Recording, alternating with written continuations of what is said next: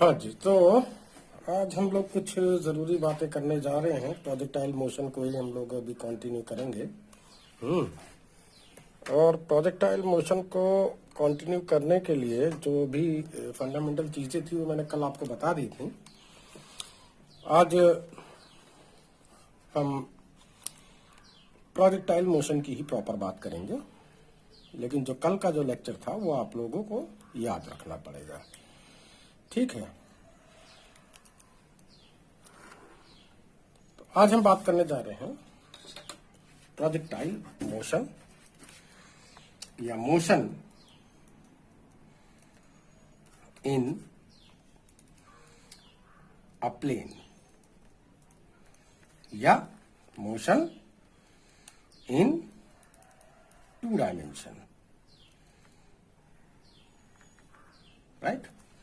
तो motion in 2 dimension या motion in a plane के दो एग्जाम्पल हैं आपके पास। एक है सर्कुलर मोशन और एक है प्रोजेक्टाइल मोशन। तो दोनों को हम स्टेप बाय स्टेप डिस्कस करेंगे। अभी तो इसका नंबर नहीं है सर्कुलर मोशन का। तो इससे पहले कि हम इसे स्टार्ट करें, कुछ आप लोगों को बात मैं याद दिला देना चाहता हूं कि अगर अप्लाइड एक्सेलरेशन और इनिशियल वेलोसिटी अगर सेम डायरेक्शन में है या अप्लाइड एक्सेलरेशन और इनिशियल वेलोसिटी अगर एंटी पैरेलल है, यानी कि ऑपोजिट डायरेक्शन में है, तो जो मोशन होगा वो एक स्ट्रेट पाथ पे होगा। चाहे ऐसे हो चाहे ऐसे हो, वो अलग बात है, लेकिन होगा वो एक स्ट्रेट पाथ पे। लेकिन अगर ये दोनों डिफरेंट एंगल पे अगर एक्ट कर रहे हैं तो जो मोशन होगा एक प्लेन में होगा, यानी कि 2 डायमेंशन में होगा। 1 डायमेंशन में ना होकर किस में होगा? 2 डायमेंशन में होगा। ठीक है, जैसे मैं भी आपको एक एग्जांपल दे दूं ताकि जगह आप लोग इसको बिल्कुल क्लियर कर लें कि जैसे एक आपने बॉल ली और बॉल को इस तरह से वर्टिकली डाउनवर्ड फेंक दिया, और इत्तेफाक से एक्सेलरेशन ड्यू टू ग्रेविटी हमेशा ही डाउनवर्ड ही एक्ट करती है, राइट। तो जो एक्सेलरेशन इसके ऊपर लग रहा है इस बॉल के ऊपर वो भी डाउनवर्ड है, इनिशियल वेलोसिटी भी डाउनवर्ड है। तो मोशन कैसा होगा? एक स्ट्रेट पाथ पे होगा, लाइक दिस होगा। देखो जरा ध्यान से, ऐसे। अगर मैं इसे थोड़ा स्पीड से फेंकता अभी तब भी कोई बात नहीं थी, ऐसे ही जाता वो, ठीक। लेकिन अगर बॉल को अगर आप ऑपोजिट डायरेक्शन में, यानी कि वर्टिकली अपवर्ड अगर फेंक दें, और जो इनिशियल वेलोसिटी है वो जो एक्सेलरेशन है वो तो हमेशा डाउनवर्ड रहेगा ही, ठीक है। तब भी आपका मोशन, यानी कि अगर मैं इसको ऐसे फेंक देता, ऊपर की तरफ फेंक देता वर्टिकली, तो इनिशियल वेलोसिटी ऊपर की तरफ होती, एक्सेलरेशन नीचे की तरफ, तो दोनों एंटी पैरेलल होते। तब उस केस में भी क्या होता? मोशन 1 डायमेंशन में ही होता। लेकिन अब की बार क्या हो रहा है कि जो बॉल है वो मैंने हॉरिजॉन्टल से एट एंगल थीटा मैंने इसे प्रोजेक्ट कर दिया है, राइट। और कहां पे प्रोजेक्ट किया? अर्थ सरफेस पे। मैं इस अर्थ सरफेस के एक लाइन को मैं एक्स एक्सिस से ले रहा हूं और एक वो दूसरी वर्टिकल लाइन को मैं वाई एक्सिस से ले रहा हूं, जैसे कि यहां फिगर में दिख रहा होगा आपको, ऐसे। ये हो गया वाई एक्सिस, राइट। तो ये जो बॉल है या ये जो ऑब्जेक्ट है या ये जो इस तरह से जाके वो गिर जाएगा, ठीक। इसका इनिशियल पॉइंट है O और ये हाईएस्ट पॉइंट है इसका A, और जो इसका जो मतलब जहां पर जाके गिर रहा है ये पॉइंट है B, ठीक। अब इस वेलोसिटी के, मुझे लगता है कि ये फिगर कुछ और ज्यादा थोड़ा ऊंचा बनाना चाहिए था मुझे। जस्ट अ सेक, हम लोग एक दूसरा पेज यूज कर लेते हैं।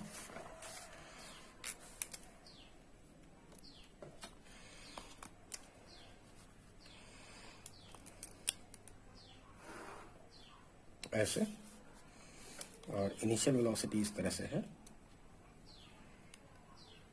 कुछ ऐसा। ये इनिशियल वेलोसिटी है इसकी, और ये इस तरह से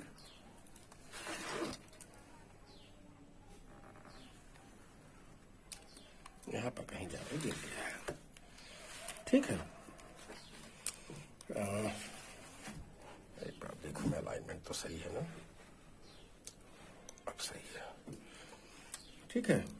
तो ये है इसका एक्स एक्सिस और ये है इसका वाई एक्सिस।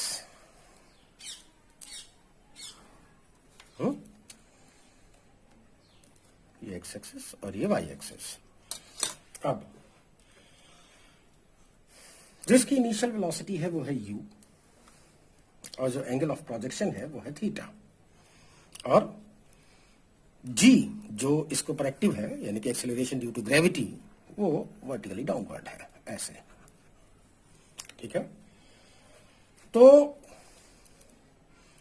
जैसे जैसे पार्टिकल ऊपर जाएगा इसकी जो स्पीड होगी वो कम होती चली जाएगी। जैसे कि मैं यहां पर स्पीड इसकी v1 दिखा दे रहा हूं, यहां पर हाईएस्ट पॉइंट पर, इस हाईएस्ट पॉइंट को मैं a लिख रहा हूं, a ये वेलोसिटी v है, यहां पर वेक्टर लगाना मत भूलिएगा।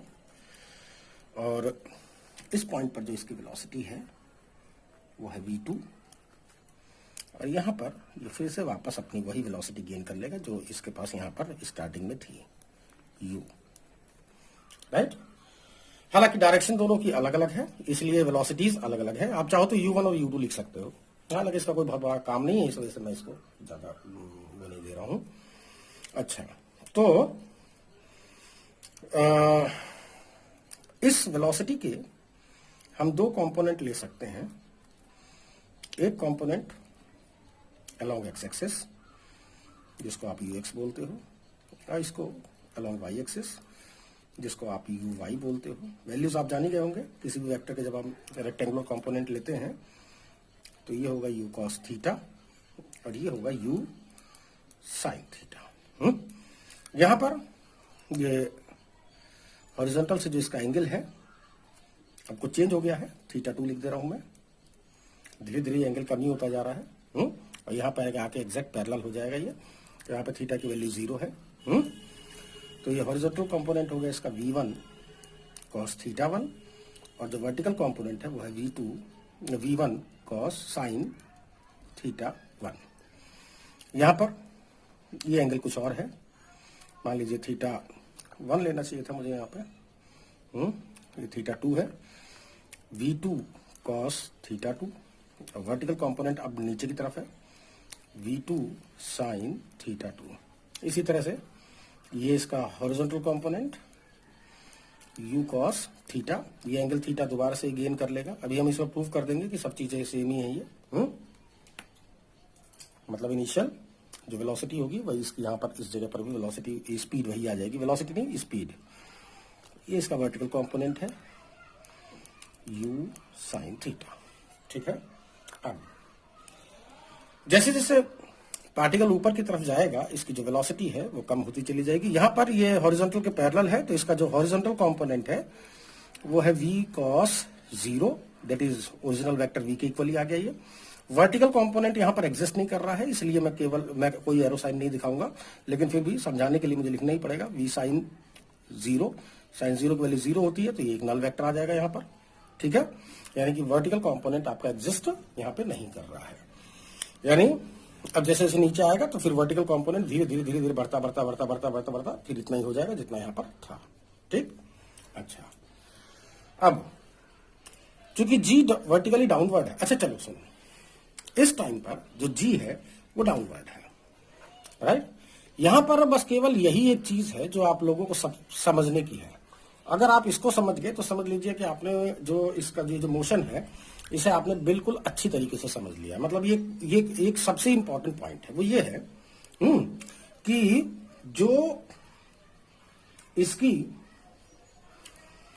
जो एक्सेलरेशन है वो डाउनवर्ड है। डाउनवर्ड एक्सेलरेशन होने की वजह से, ठीक है, मैंने जैसे कि आप लोगों को भी कल ही बताया था कि अगर कोई वेक्टर अगर हॉरिजॉन्टली एक्ट कर रहा है तो उसका हॉरिजॉन्टल कंपोनेंट ओरिजिनल वेक्टर के इक्वली आ जाता है और वर्टिकल कंपोनेंट उसका 0 हो जाता है। जैसा कि यहां पर हमने देख रहे हैं इस जगह पर वेलोसिटी का वेक्टर देखिए, ये हॉरिजॉन्टल के पैरेलल है तो जो हॉरिजॉन्टल कंपोनेंट है वही ओरिजिनल वेक्टर के इक्वल आ गया, वर्टिकल कंपोनेंट इसका 0 हो गया है। इसी तरह से अगर कोई वेक्टर अगर वर्टिकली डाउनवर्ड अगर एक्ट कर जाए तो इसका जो हॉरिजॉन्टल कंपोनेंट है वो 0 हो जाएगा, जबकि वर्टिकल कंपोनेंट ओरिजिनल वेक्टर के इक्वली आ जाएगा। तो ये जो वेक्टर g है, एक्सेलरेशन ड्यू टू ग्रेविटी, ये वर्टिकली डाउनवर्ड एक्ट कर रहा है। इसका मतलब इसके हॉरिजॉन्टल कंपोनेंट इसका 0 है, यानी कि इस एक्सेलरेशन का कोई भी पार्ट इधर की तरफ एक्टिव नहीं है, हॉरिजॉन्टली एक्टिव नहीं है। और अगर वो एक्टिव नहीं है तो इसका मतलब क्या हो गया? इसका मतलब सीधा सीधा ये हो गया कि एक्सेलरेशन का मतलब क्या होता है, बताइए। एक्सेलरेशन का मतलब होता है change in velocity with respect to time, यानी कि टाइम के रेस्पेक्ट में ये वेलोसिटी को चेंज करता है एक्सेलरेशन। लेकिन अगर हॉरिजॉन्टल कंपोनेंट अगर एक्टिव ही नहीं है तो इसका मतलब वेलोसिटी हॉरिजॉन्टल डायरेक्शन में चेंज हो ही नहीं सकती है, राइट। तो अगर चेंज नहीं हो सकती है तो इसका मतलब ये हो गया कि ये कंपोनेंट, ये वैल्यू, ये वैल्यू, ये वैल्यू, ये वैल्यू सब की सब इक्वल रहेंगी, यानी u cos theta is equal to v1 cos theta 1 is equal to v is equal to v2 cos theta 2 etcetera etcetera, जितने भी पॉइंट है सबके लिए सेम है ये। हॉरिजॉन्टल कंपोनेंट चेंज नहीं होगा क्योंकि एक्सेलरेशन जो कि वेलोसिटी को चेंज करता है वो हॉरिजॉन्टली एक्टिव नहीं है, इसका कोई भी पार्ट इधर की तरफ एक्टिव नहीं है। बात समझ में आ गई? इसका हॉरिजॉन्टल कंपोनेंट ही जीरो है। अगर एक्सेलरेशन ड्यू टू ग्रेविटी अगर इस तरह से लग रहा होता ऐसे, तो हाँ, तो फिर हॉरिजॉन्टल कंपोनेंट भी मौजूद होता, वर्टिकल कंपोनेंट भी मौजूद होता। तो उस केस में ये हॉरिजॉन्टल कंपोनेंट चेंज होते रहते क्योंकि इधर की तरफ एक्सेलरेशन जी कॉस थीटा लगता, राइट। तो अगर जी कॉस थीटा लगता तो ये एक्सेलरेशन अगर इधर की तरफ लग रहा है तो एक्सेलरेशन का मतलब ये चेंज इन वेलोसिटी, तो हॉरिजॉन्टल वेलोसिटी को चेंज करता। लेकिन जब नहीं है तो बात ही खत्म है, राइट। हाँ, वर्टिकल कंपोनेंट, वेलोसिटी का जो वर्टिकल कंपोनेंट है वो वाकई में चेंज हो रहा है क्योंकि इधर की तरफ एक्सेलरेशन वर्टिकली लग रहा है। देखो जरा, यहां पर वेलोसिटी इतनी है, यहां पे और कम, यहां और कम, यहां और कम, यहां पे ऊपर हाईएस्ट पॉइंट बिल्कुल जीरो हो गया कम होते होते, फिर उसके बाद चेंज होना शुरू हुआ, धीरे धीरे बढ़ते बढ़ते बढ़ते बढ़ते फिर इतना वापस आ गया, ठीक है। तो वर्टिकली तो चेंज होगा ही वेलोसिटी क्योंकि वर्टिकल एक्सेलरेशन मतलब काम कर रहा है। अब जरा ध्यान दीजिए, ये जो वेलोसिटी है इसके दो पार्ट हैं, एक ux और एक uy, एक हॉरिजॉन्टल है। हॉरिजॉन्टल कंपोनेंट वेलोसिटी का ये कह रहा है कि बेटा तुम ऐसे चलो, इस पार्टिकल को कह रहा है कि बेटा तुम ऐसे चलो, हॉरिजॉन्टली चलो, और वर्टिकल कंपोनेंट कह रहा है कि ना तुम ऊपर की तरफ चलो। तो रिजल्टेंट ये हो रहा है कि ये जो पार्टिकल है वो ऊपर भी जा रहा है और साथ साथ में हॉरिजॉन्टली भी चल रहा है, ऊपर भी जा रहा है साथ साथ में हॉरिजॉन्टली भी चल रहा है, वर्टिकल डिस्प्लेसमेंट भी है, हॉरिजॉन्टल डिस्प्लेसमेंट भी है, दोनों चीज मौजूद है इसके अंदर, ठीक है ना। लेकिन वर्टिकल मोशन के लिए वर्टिकल कंपोनेंट जिम्मेदार है और हॉरिजॉन्टल मोशन के लिए हॉरिजॉन्टल जो कंपोनेंट है वेलोसिटी का वो जिम्मेदार है। वो बात अलग है कि ये बदल नहीं रहा इधर की तरफ, ये यूनिफॉर्म है, ऊपर की तरफ ये बदल रहा है क्योंकि जी की वैल्यू उधर की तरफ एक्टिव है। अच्छा, अब ध्यान दीजिए जरा, जो मैं एक रैंडम पॉइंट ले रहा हूं, ये पॉइंट पी ले रहा हूं। एक्चुअली मुझे पता लगाना है, सबसे पहला फंडामेंटल जो पॉइंट है वो यही है कि ये जो पाथ आ रहा है ये पाथ कैसा है, ये सर्कुलर पाथ है, ये पैराबोलिक है, ये एलिप्टिकल है, हाइपरबोला है, कैसा है, कुछ पता होना चाहिए हमें कि ये पाथ कैसा है, ठीक है। इस पूरे केस में दो बातें आप लोगों को ध्यान रखनी है। एक तो एयर फ्रिक्शन मौजूद ना हो, मतलब ये डेरिवेशन तभी किया जा रहा है कि जब एयर फ्रिक्शन मौजूद नहीं है, यानी कि अर्थ पे एयर नहीं है। दूसरा, वेलोसिटी इतनी ज्यादा ना हो कि पार्टिकल बहुत ज्यादा ऊंचाई पे चला जाए, 50-60-100 किलोमीटर ऊपर चला जाए, या हॉरिजॉन्टल रेंज उसकी बहुत ज्यादा हो जाए, क्योंकि ऐसे दोनों ही केस में जी की वैल्यू चेंज हो जाती है। अगर जी की वैल्यू चेंज होगी तो डेरिवेशन ऐसा नहीं रह पाएगा जैसा मैं कर रहा हूं, ठीक है। तो इन दो बातों को हम लोग ये मान के चल रहे हैं कि जो डिस्प्लेसमेंट है वो बहुत ज्यादा नहीं है, बस यहां से लेके यहां तक ज्यादा से ज्यादा 10-20 मीटर, 100 मीटर, ठीक। और दूसरा, इनिशियल वेलोसिटी बहुत ज्यादा नहीं है ताकि हाइट बहुत ज्यादा गेन ना कर ले, ठीक है। तो अब जरा ध्यान से देखेंगे, जब ये मोशन कर रहा था तो उस मोशन की, चूंकि ये एक्स वाई प्लेन है, जैसा कि आपको दिख रहा है, ये एक्स एक्सिस है, वाई एक्सिस है, तो ये एक्स वाई प्लेन है। तो ये जो है, मान लीजिए आफ्टर टाइम टी, ओ से पी तक पहुंचने में इसे स्मॉल टी टाइम लग गया। कितना टाइम लग गया? Small T time. तो यहां पर पहुंचते पहुंचते मान लीजिए इस पॉइंट के जो कोऑर्डिनेट है वो एक्स कॉमा वाई है, तो इसका मतलब पॉइंट पी तक पहुंचते पहुंचते जो इसका जो हॉरिजॉन्टल डिस्प्लेसमेंट है वो एक्स हो गया और जो वर्टिकल कंपोनेंट है वो है वाई, यहां तक। ठीक है। दूसरी बात, जो इसकी मैक्सिमम हाइट है वो आप h कंसीडर कर लीजिए, यानी कि आप समझ सकते हो इस पॉइंट के कोऑर्डिनेट होंगे इस पॉइंट ये, और ये जो रेंज है ये पूरी की पूरी हॉरिजॉन्टल रेंज, वो मान लीजिए टोटल r है ये, ठीक है, यहां से यहां तक रेंज। अच्छा, तो इसका मतलब ये हो जाएगा कि इस पॉइंट के जो कोऑर्डिनेट हैं वो x, y, दैट इज ये पूरा r है, तो ये r/2 रहेगा, ये r/2, h, और इसके जो कोण वो है r, 0। इस पॉइंट का, इसका पॉइंट है a और इस पॉइंट को मैं लिख दे रहा हूं b। अब ध्यान से समझिएगा, डेरिवेशन बहुत इजी है। मुझे x और y के बीच में रिलेशन चाहिए, वो रिलेशन कैसा आ रहा है उसके हिसाब से तय होगा कि ये जो इसका पाथ है वो कैसा होगा, मतलब हॉरिजॉन्टल होगा, मेरा मतलब कौन सा कॉनिक सेक्शन बनाएगा ये, वो देखेंगे अभी हम। तो मैं O से P तक मैं पहले वर्टिकल मोशन का, पहले चलो हॉरिजॉन्टल ही ले लो, कोई फर्क नहीं पड़ रहा, हॉरिजॉन्टल मोशन मैं कंसीडर कर रहा हूं। तो O से P तक अगर मैं हॉरिजॉन्टल मोशन कंसीडर करूं तो हॉरिजॉन्टल जो मोशन है वो कैसा है, यूनिफॉर्म है, मैं बता चुका हूं ये आपको, उधर की तरफ कोई एक्सेलरेशन नहीं लग रहा है। तो जितना हॉरिजॉन्टल वेलोसिटी यहां है उतनी यहां है, उतनी यहां है, उतनी यहां है, उतनी यहां है, उतनी यहां है, ये लिख रखा मैंने। तो इसका मतलब जब हॉरिजॉन्टल मोशन होता है तो एक ही फॉर्मूला यूज होता है, velocity is equal to displacement upon time. तो वेलोसिटी कितनी है, ux is equal to displacement upon time, तो डिस्प्लेसमेंट कितना है horizontal, x upon time t, then t is equal to किसके आ गया, x अपॉन ux का मतलब u cos थीटा है, इक्वेशन नंबर 1, राइट। इसके बाद मैं O से P तक के लिए ही मैं वर्टिकल मोशन ले लूं ताकि मेरे को y भी पता लग जाए कितना है, x तो पता लग गया है, वर्टिकल मोशन। लेकिन ध्यान रखिएगा जो वर्टिकल मोशन है वो एक्सेलरेटेड है, क्योंकि एक्सेलरेशन ड्यू टू ग्रेविटी लग रहा है ना। तो लग रहा है तो बताइए, जब एक्सेलरेशन लगता है तब आप कौन सा, तब क्या यूज करते हो, तब इक्वेशन ऑफ मोशन क्या होता है, v is equal to u plus a t, s is equal to ut plus half eighty square, v square is equal to u square plus 2as, etcetera etcetera, right ना।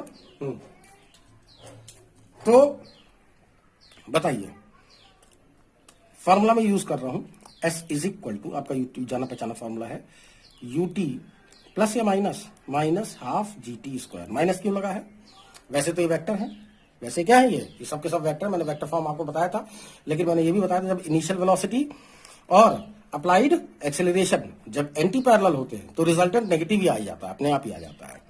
तो s की जगह से मैं h लिख दे रहा हूं, यहां पर इनिशियल वेलोसिटी की जगह से मैं uy लिख दे रहा हूं, राइट ना। चलिए, तो इनिशियल वेलोसिटी का मतलब इनिशियल वर्टिकल वेलोसिटी, क्योंकि वर्टिकल मोशन में कंसीडर कर रहा हूं तो वर्टिकल वेलोसिटी मेरे काम की चीज है सब यहां पर।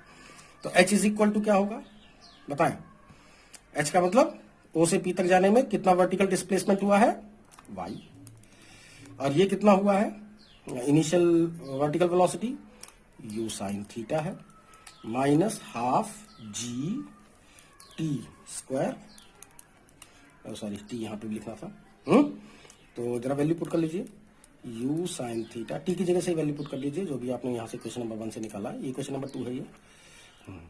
तो y is equal to t की जगह कितना आ गया, x upon u cos theta, ठीक है, minus half of g x upon u cos theta का होल स्क्वायर, ठीक है। तो यहाँ तो u से u कैंसिल हो रहा है, x टेन थीटा आ जाएगा, यहां से भी जो भी आएगा वो मैं यहाँ पे अगले पेज पे लिख दे रहा हूँ। तो ये है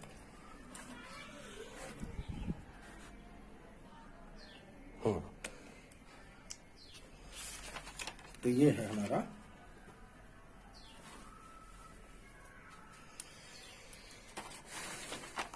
y is equal to x tan theta minus gx square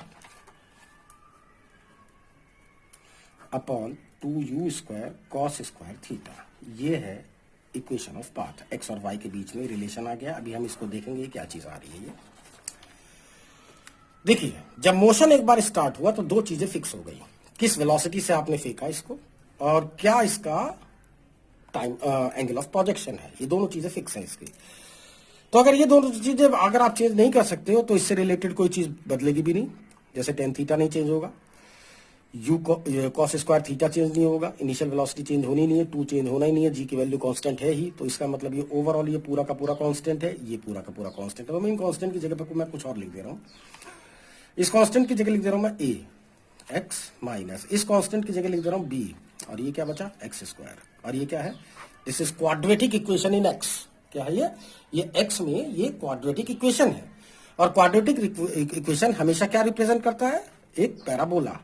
अगर आप लोगों को नहीं पता है कि ये पैराबोला करता है क्वाड्रेटिक इक्वेशन, तो अभी बस मेरे ख्याल से एक या दो दिन के बाद जो मैथमेटिकल फिजिक्स की जो क्लास स्टार्ट होगी उसके अंदर सारी डिटेल आपको बताई जाएगी। उसके अंदर आपको डिफरेंशियल का मतलब बताया जाएगा, इंटीग्रेशन का मतलब बताया जाएगा, कैसे निकाला जाता है वो बताया जाएगा, आपको ग्राफ एनालाइज किया कराया जाएगा। ये सारी चीजें आपको वहां पर बताई जाएंगी।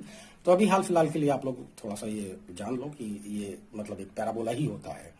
तो एक दो दिन के बाद आपको पता चली जाएगा ये ऐसा मैंने क्यों बोला था। ठीक है, तो इसका मतलब जो इक्वेशन ऑफ पाथ है या वो कैसी क्वाड्रेटिक है, तो इसका मतलब जो पाथ होगा वो कैसा होगा, एक पैराबोलिक पाथ होगा ये। अब हम जनरली इसके अंदर कुछ चीजों को निकालते हैं। ये इक्वेशन आपको बहुत काम की चीज है, ये समझ लीजिए आपकी लगभग सभी प्रॉब्लम को सॉल्व करने में ये अकेला ये इक्वेशन ये सक्षम है ये। देखिए, सबसे पहले हम निकालेंगे time of flight. Time of flight, ठीक। टाइम ऑफ फ्लाइट का मतलब है कि आपका प्रोजेक्टाइल कितनी देर तक हवा में था। इस वर्ड को जरा समझिएगा मैं क्या कह रहा हूं। मैं ये कह रहा हूं कि आपका जो प्रोजेक्टाइल है, प्रोजेक्टाइल किसे बोलते हैं, जो भी जिस भी बॉल को आपने इस तरह से पैराबोलिक पाथ फेंका है उसी को प्रोजेक्टाइल बोला जाता है। तो प्रोजेक्टाइल मोशन का मतलब हो गया कि वो जो स्टोन है उसका पाथ कैसा है या उसका मोशन कैसा है। ठीक है, तो टाइम ऑफ फ्लाइट का मतलब ये है कि बॉल या जो पार्टिकल या वो जो ऑब्जेक्ट है वो कितनी देर तक हवा में है, बस इसका सिर्फ इतना मतलब है। ठीक है, जैसे मान लीजिए मैं किसी टावर पे खड़ा हूं और मैंने किसी बॉल को ऐसे फेंक दिया, ऐसे भी फेंक सकता हूं मैं, ऐसे भी फेंक सकता हूं मैं, तीनों तरीके से फेंक सकता हूं, है ना। मतलब इनिशियल वेलोसिटी ऊपर भी ले सकता हूं, हॉरिजॉन्टली भी ले सकता हूं, डाउनवर्ड भी ले सकता हूं, और मैं किसी टावर पे खड़ा हूं।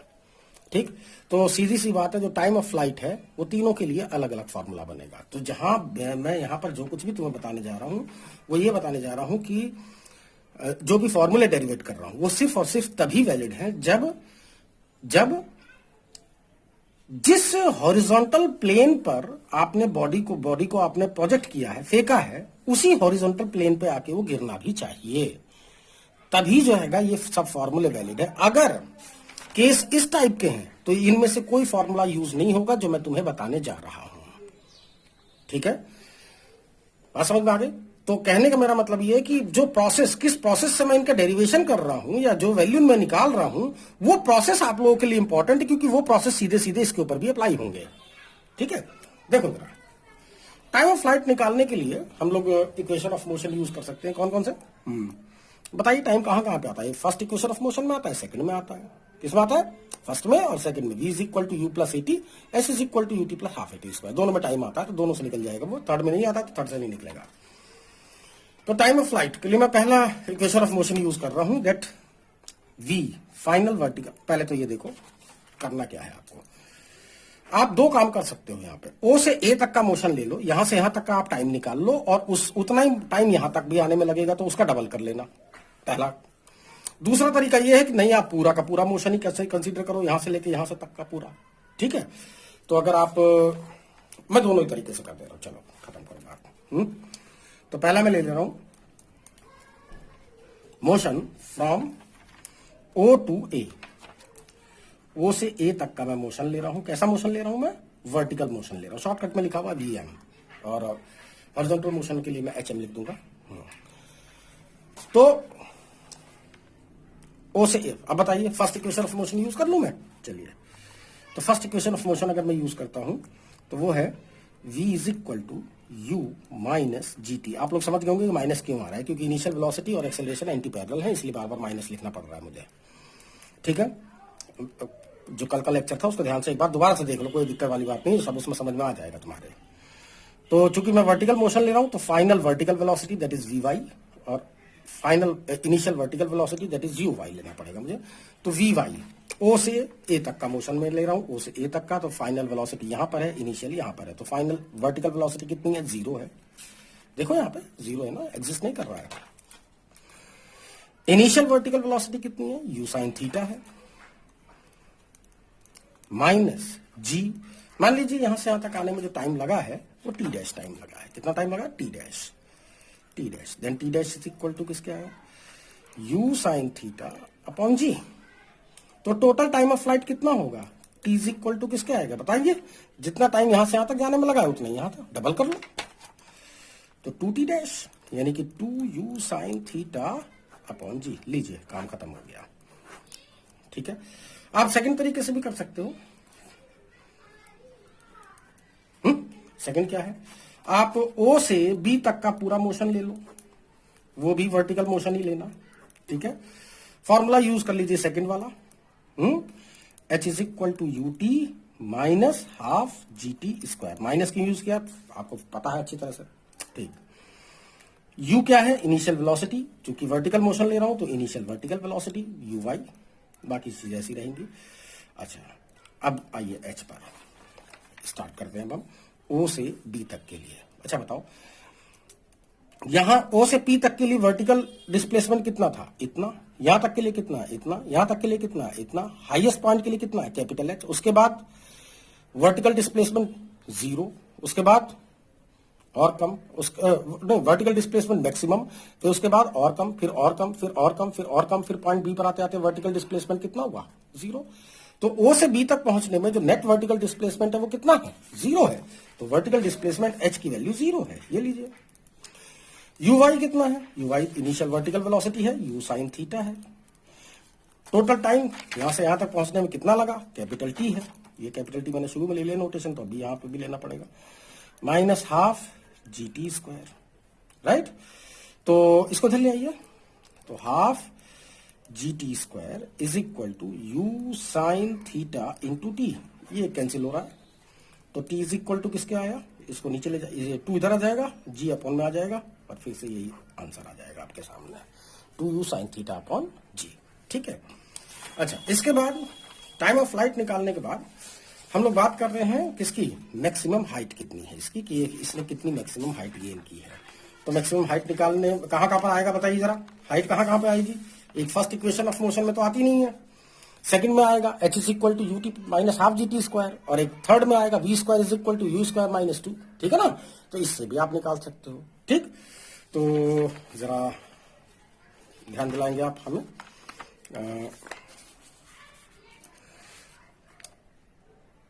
Maximum height, maximum height, maximum height के लिए O से A तक के लिए, अब चूंकि हाइट निकाल रहा हूं तो मुझे वर्टिकल मोशन ही मेरे काम का है, हॉरिजॉन्टल मोशन मेरे किसी काम का नहीं है। तो O से A तक मैं क्या ले रहा हूं, वर्टिकल मोशन कंसीडर कर रहा हूं। तो जरा ध्यान से देखेंगे, O से A तक के लिए मैं कौन सा इक्वेशन पहले सेकंड लगा दूं, चलो पहले सेकंड लगा देते हैं हम। यहां से यहां तक h is equal to u t minus half g t square, right. h u क्या है, initial vertical velocity that is you y, u y ध्यान से देखिए यू वाई। ठीक है, तो h इज इक्वल टू बताइए, यहां से यहां तक जाने में जो वर्टिकल डिस्प्लेसमेंट है वो कितना है, मैक्सिमम है, जिसको मैंने कैपिटल H लिख रखा है, तो आप भी कैपिटल H लिखिए। यू वाई की जगह से you sine theta into T, यहां से यहां तक आने में कितना टाइम लगा था वो अभी पीछे वाले पन्ने पे निकाला है हमने, वो टी डैश निकाला था, U sine theta upon G, U sine theta upon G minus half G U sine theta upon G का whole square. Is that clear? ठीक है, तो h इज इक्वल टू आ गया U square sine square theta upon G minus एक G से ये एक जी कैंसिल हो जाएगा, स्क्वायर है ये, तो again u square sine square theta upon 2g आ रहा है, तो एक में से आधा गया, क्या कितना बचेगा, आधा। ये आ गया मैक्सिमम हाइट निकालने के लिए। आप सेकंड मेथड भी यूज कर सकते हो इसमें। सेकंड मेथड क्या है, आप थर्ड इक्वेशन ऑफ मोशन लगा लो। थर्ड इक्वेशन ऑफ मोशन ओ से ए तक के लिए आप third equation of motion use कर लीजिए। ओ से ए तक के लिए फिर से मैं वर्टिकल मोशन कंसीडर कर रहा हूं, इक्वेशन नंबर थर्ड यूज कर रहा हूं। V square is equal to u square minus 2gh। Final velocity that is final vertical velocity, जो कि वर्टिकल मोशन ले रहा हूं। इनिशियल वेलोसिटी यू है, इनिशियल वर्टिकल वेलोसिटी लेना है। वी वाई बताएं, फाइनल वर्टिकल वेलोसिटी इस जगह पर कितनी है, 0 है, तो आप 0 लिख दीजिए, plus initial vertical velocity you sine theta है का होल स्क्वायर माइनस 2g, और यहां से यहां तक पहुंचने में डिस्प्लेसमेंट कितना है वर्टिकल, कैपिटल H, इसकी वैल्यू आपको निकालनी है। Then H is equal to again u square sine square theta upon 2g। Is that clear? अच्छा, इसके बाद आप चाहो तो थर्ड भी मेथड भी लगा सकते हो। देखो जरा क्या है, थर्ड भी लगा लो, कोई दिक्कत नहीं है, ठीक है। थर्ड है ये है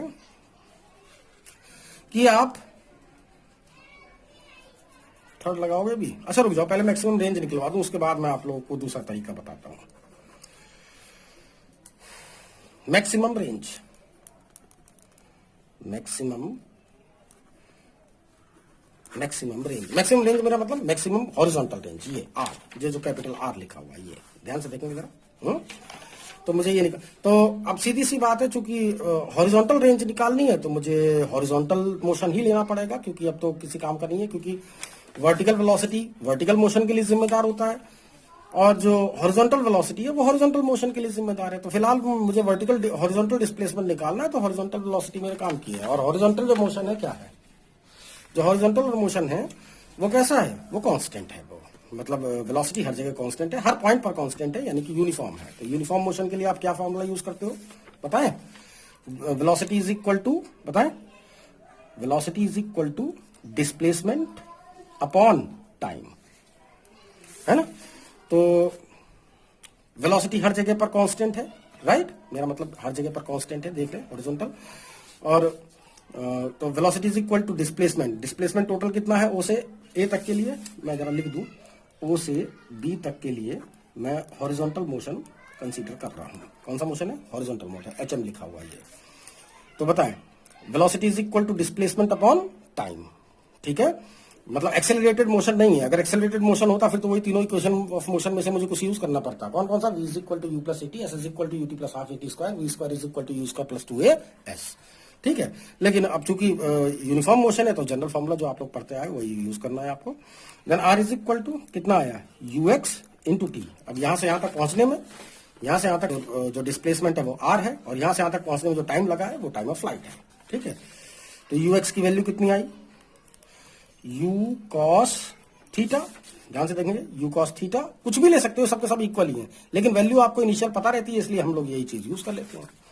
तो u cos theta into time, time अभी आपने के लिए निकाल दिया था, इससे पहले वाले पन्ने पे निकला होगा शायद, वो ये रहा, total time of flight 2u sin theta upon g है, right, 2u sin theta upon g, ठीक। तो ये बन गया आपका u square sine square theta upon you square नहीं बन रहा है, 2u स्क्वायर बन रहा है, 2u स्क्वायर साइन, हाँ गड़बड़ हो रहा है, 2 sine theta cos theta is equal to होता है साइन 2 थीटा के, किसके होता है, साइन 2 थीटा के। मैं जरा इसको यहां लिख दे रहा हूं। Then r is equal to किसके आ जाएगा बताए, u इंटू यू स्क्वायर, और ये बन गया साइन 2 थीटा अपॉन g, ये है रेंज का फॉर्मूला, राइट। अच्छा, ये बिल्कुल अच्छी तरह से आपको ध्यान रखना है कि रेंज, ये मैक्सिमम हाइट या ये टाइम ऑफ फ्लाइट, ये सब और सिर्फ ये सारे फॉर्मूले केवल तभी वैलिड हैं जब आपका पाथ एग्जैक्ट ऐसा आ रहा है। अगर पाथ किसी और टाइप का आ रहा है, इस टाइप से जैसे आ रहा है, तो ये फॉर्मूले आपके किसी काम के नहीं है, जो मैंने अभी आप लोगों के लिए डेरिवेट कर दिया है, चाहे ये फॉर्मूला हो, चाहे ये फॉर्मूला हो, चाहे टाइम ऑफ फ्लाइट का फॉर्मूला हो, ठीक है। उस कंडीशन में केवल ये प्रोसेस आपके काम के हैं, ये जो प्रोसेस मैं आपको समझा रहा हूं, ये प्रोसेस जो तरीके, ये प्रोसेस जैसा आंसर देगा वही फॉर्मूला या वही आंसर माना जाएगा। वैसे न्यूमेरिकल करते समय आप कोई डेरिवेशन तो करते नहीं हो, तो आप लोगों के लिए ये प्रोसेस ज्यादा इंपॉर्टेंट हो जाता है, ठीक है। अच्छा, अब हम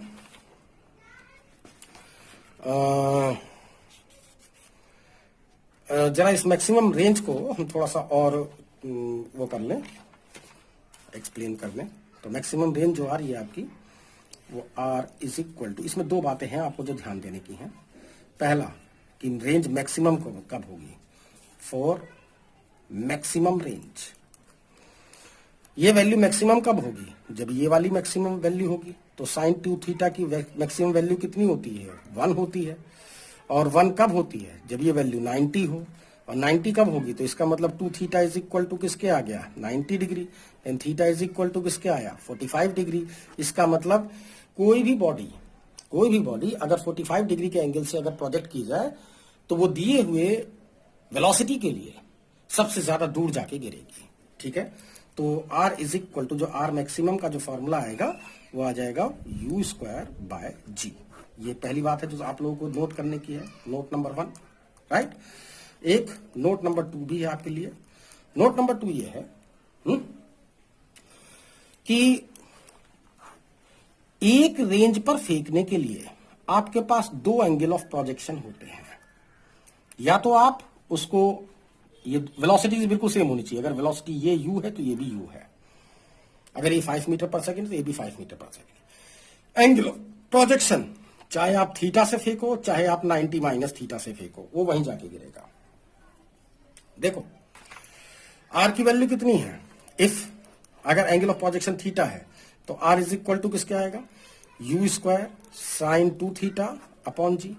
लेकिन अगर थीटा की जगह मैं क्या रख दूं, 90 माइनस थीटा रख दूं तो क्या होगा, r dash is equal to u² sine 2 theta की जगह रखिए 90 माइनस थीटा अपॉन जी, यानी कि ये हो जाएगा u² sine 180 minus 2 theta upon G. Sine 180 minus 2 theta किस इक्वल आ गया, साइन 2 थीटा के इक्वल ही आ गया। तो ये हो गया sine u² sine 2 theta upon G, that is ये आर के इक्वल है। मतलब आर डैश और आर बिल्कुल सेम है, चाहे आप थीटा से फेंको चाहे 90 माइनस थीटा से फेंको, वो जाएगा उसी जगह पे। यानी कि किसी बॉडी को अगर आप 30 डिग्री के एंगल से फेंक रहे हो तो कितनी दूर जाके गिर रहा है, ठीक उतनी ही दूर जाके गिरेगा। अगर आप उसे 90 माइनस 30 यानी कि 60 डिग्री से अगर फेंक दो तब भी वो वहीं पे जाके गिरेगा वो। ठीक है, बशर्ते आपका जो एंगल जो वेलोसिटी है वो चेंज ना हो, इनिशियल वेलोसिटी। ठीक है, अच्छा जी। तो अब हम एक खास बात अभी आपको और बताना चाहेंगे। कभी कभी जो क्वेश्चन होते हैं, जैसा कि मैंने आपको बताया कि जो फॉर्मूले जो भी मैंने डेरिवेट किए हैं ये आपके कोई बहुत ज्यादा कुछ खास काम के नहीं है, क्योंकि अगर मोशन अगर इस तरह का नहीं दिखा रखा है, इस फिगर टाइप का नहीं है, अगर किसी और टाइप का फिगर बन के आ रहा है तो आपके लिए सब फॉर्मूले कामयाब नहीं होते हैं। ठीक है, तो हम जो